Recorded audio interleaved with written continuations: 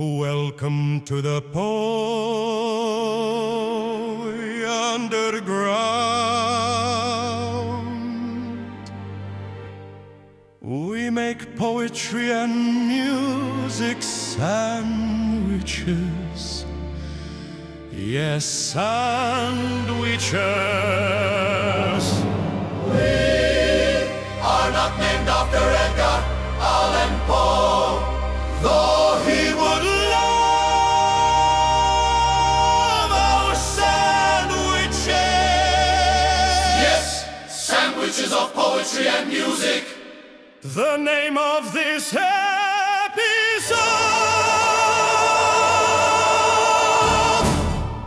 is From Russia with Love. Russia with love, Russia with love, Russia with love, Russia with love. Part 2. Thank you for tuning into today's podcast episode of the Poe Underground. This is DK McKenzie, your host. This is a continuation of last episode's group of recordings that I had done back in May with local pianist Karina Keshishian. And as a slight departure from last episode's theme of Russian composers, I will be showcasing our one German composer, starting with this first piece, which is Johann Sebastian Bach's Prelude No. 21. This is an excerpt from a novel which is considered to be one of the greatest novels written in the 20th century.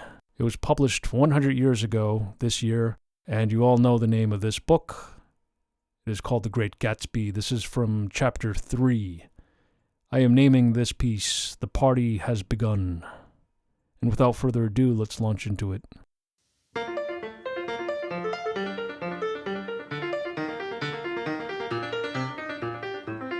The lights grow brighter as the earth lurches away from the sun, and now the orchestra is playing yellow cocktail music, and the opera of voices pitches a key higher.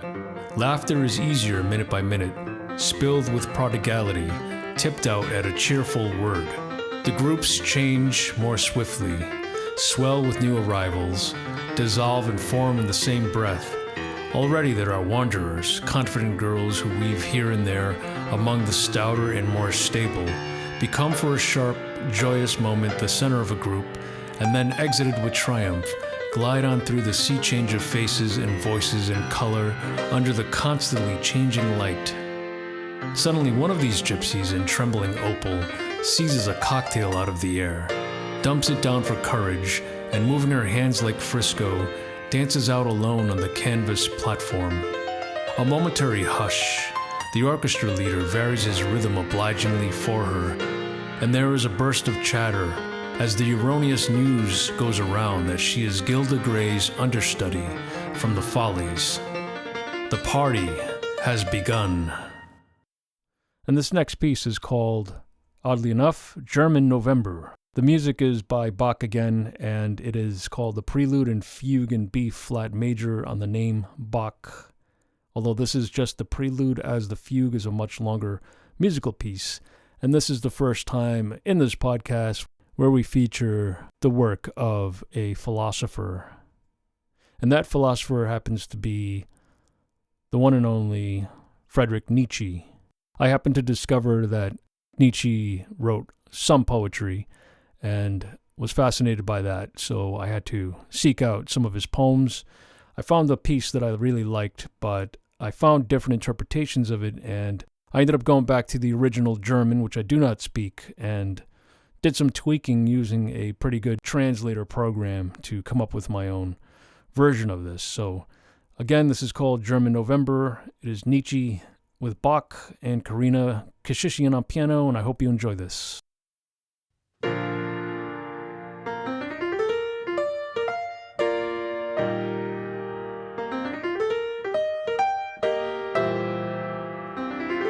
This is the autumn that still breaks your heart. Fly away, the sun creeps up to the mountain and rises and rests at every step. What a wilted world on weary strings. The wind plays its song. Hope fled, he laments after her. This is the autumn that still breaks your heart. Fly away, oh fruit of the tree, you tremble, you fall. What secret taught thee the night, that an icy shudder covers thy cheek upon your ruby cheek? You are silent, do you not answer? Who else still speaks? This is the autumn that still breaks your heart. Fly away, fly away. I am not beautiful, thus speaks the starflower, but I love people, and I comfort people. They should still see flowers now. Bend down after me, alas, and break me. In their eyes shines memories, memories of more beautiful things than me. I see it and die like this. This is the autumn that still breaks your heart. Fly away, fly away. And now back to the Russian portion of this podcast as promised by the title. We're going to launch back into the recordings of a man you all know as Tchaikovsky. The name of this composition is called Sweet Dreams. The name of the poem is called Captured Goddess. It is by Amy Lowell. And without further ado, here it is.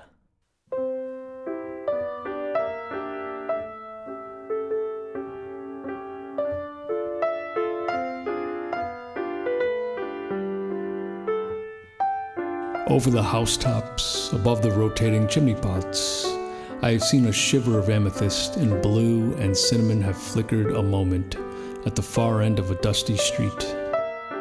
Through sheeted rain has come a luster of crimson, and I have watched moonbeams hushed by a film of palest green. It was her wings, Goddess, who stepped over the clouds and laid her rainbow feathers aslant on the currents of the air. I followed her for long, with gazing eyes and stumbling feet. I cared not where she led me. My eyes were full of colors, saffrons, rubies, the yellows of beryls, and the indigo blue of quartz.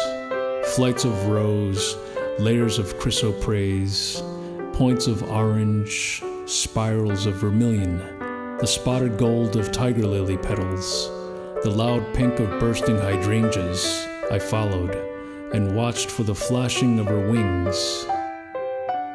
In the city I found her, the narrow streeted city. In the marketplace I came upon her, bound and trembling. Her fluted wings were fastened to her sides with cords. She was naked and cold, for that day the wind blew without sunshine. Men chaffered for her. They bargained in silver and gold, and copper and wheat, and called their bids across the marketplace. The goddess wept. Hiding my face I fled, and the gray wind hissed behind me along the narrow streets. And this next piece is by one of my favorite composers, Prokofiev.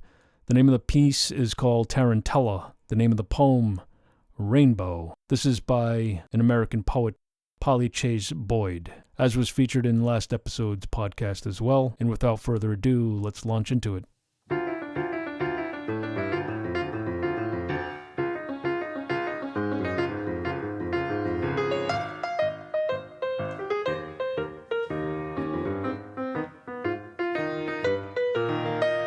Men hurried down the wet suburban street, each seeking his own shelter from the rain.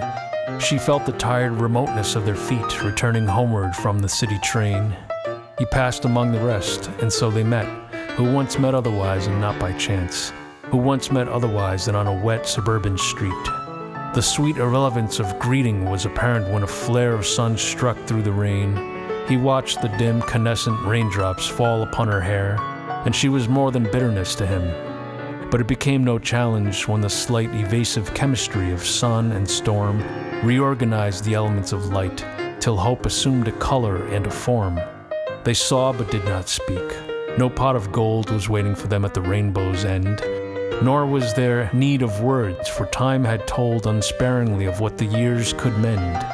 But while they watched the colors fade and die, before they went their separate ways again, more than a sudden glamour in the sky passed over them and vanished into rain.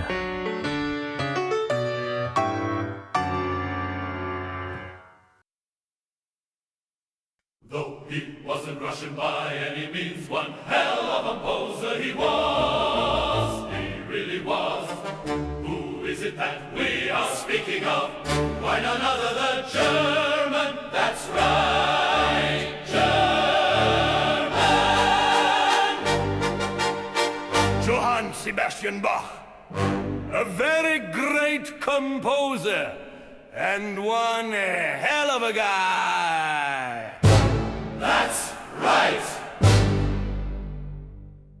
All right. I hope you enjoyed that little interlude, a little song about Johann Sebastian Bach, who will be the composer on the next three pieces. And this next piece is called Deeper Than Drought. It is by a poet named Marion Louise Bliss, whom I believe to be American, although I'm not 100% sure about that. I don't have much information on her, and this is Bach Fugue number 5.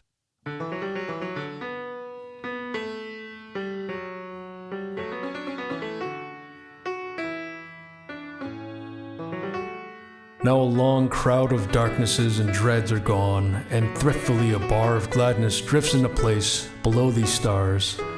Grief is an adverse wind that drives with it the gloom of heavy thought. Let my heart be lighted now, and my eyes rejoice, as the first lantern lighted the prairie.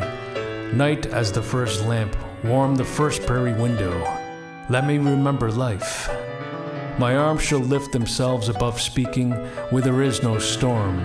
My eyes shall see only strength, born to endure, shaped to stand true.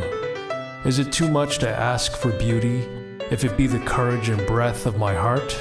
Is it too much to ask an hour to tell the way of an opening flower? I cannot mourn again the gold death of these pastures, nor the stout will of the zinnias to bloom, tortured to red and yellow, twisted to color in a windy oven. I am apart from this drought. It is a little thing that the corn thirst. I am awakened by the moon rehearsing another part in another play. There is dew on the grass. The moon has forgotten earth, cool as a silver fish and high and calm, even so not high enough to measure this, which burns more fiery and more clear than dew. This life, let the clouds go and the rain disappear. It is here under these stars until the ultimate dawn crashes down. There is beauty as the dry leaf crumples.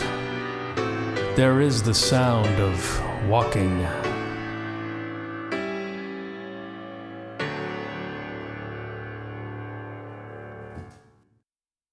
And this next piece is called Blue Scarf.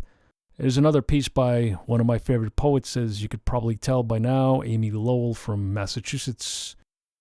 This is Bach's Prelude number 2, and I hope you enjoy it.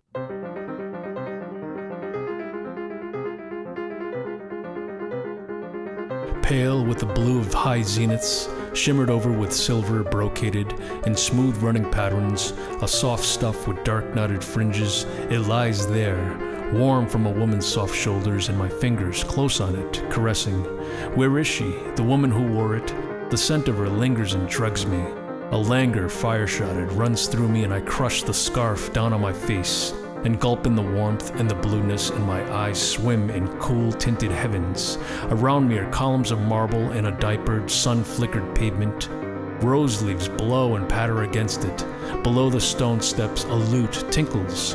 A jar of green jade throws its shadow half over the floor. A big-bellied frog hops through the sunlight and plops in the gold-bubbled water of a basin, sunk in the black and white marble. The west wind has lifted a scarf on the seat close beside me. The blue of it is a violent outrage of color. She draws it more closely about her and it ripples beneath her, slight stirring. Her kisses are sharp buds of fire, and I burn back against her, a jewel hard and white, a stalked flaming flower, till I break to a handful of cinders, and open my eyes to the scarf shining blue in the afternoon sunshine. How loud clocks can tick when a room is empty and one is alone.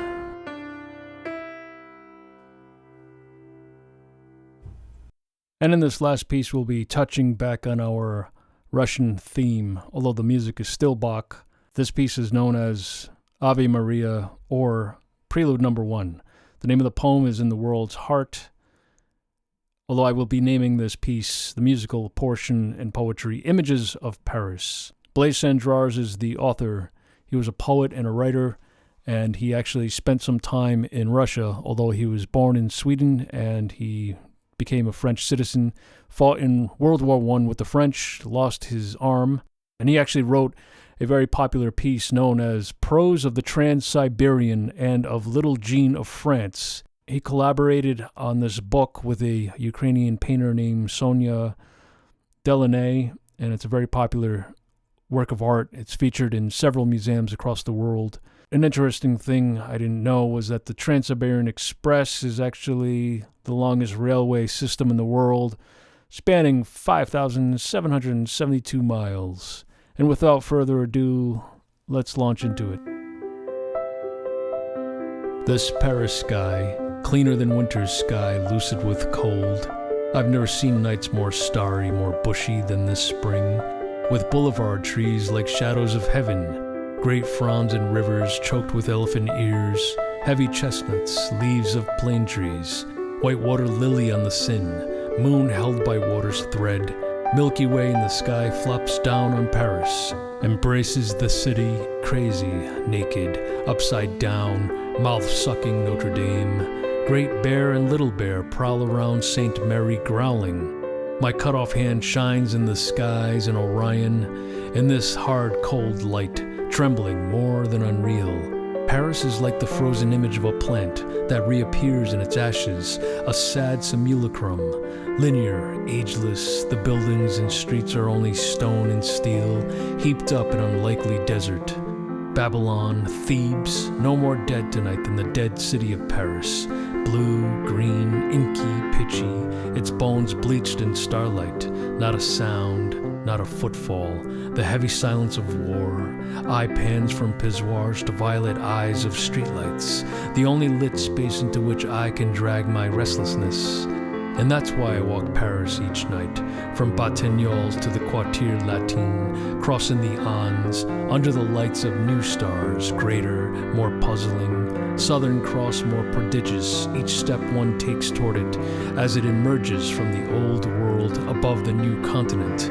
I'm the one who has run out of past, only my stump still hurts me. I've rented a hotel room to be alone by myself. A brand new wicker basket to fill up with manuscripts. No books, no pictures, no knickknacks to please me. Desk cluttered with newsprint. I work in this empty room behind a blind window. Bare feet on red congoleum. Play with balloons. A golden trumpet. I work on the end of the world.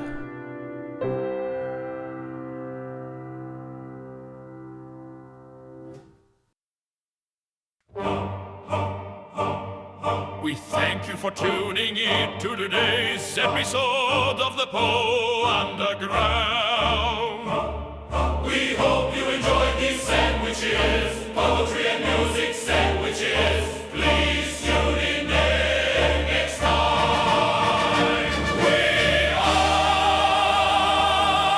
a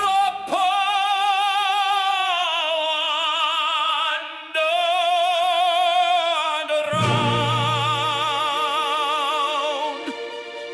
We make big, fat, juicy sandwiches